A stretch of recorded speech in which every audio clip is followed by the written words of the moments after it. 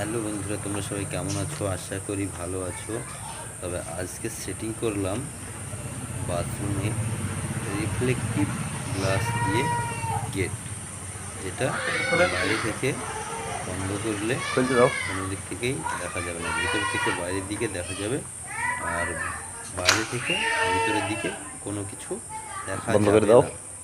এটা হচ্ছে ভেতর ভেতর ঢুকে বন্ধ করে রিফ্লেকটিভ দাও, গ্লাস দিয়ে তোমাকে দেখা যাবে না। এটাই সেটিং করা বাথরুমের গেট।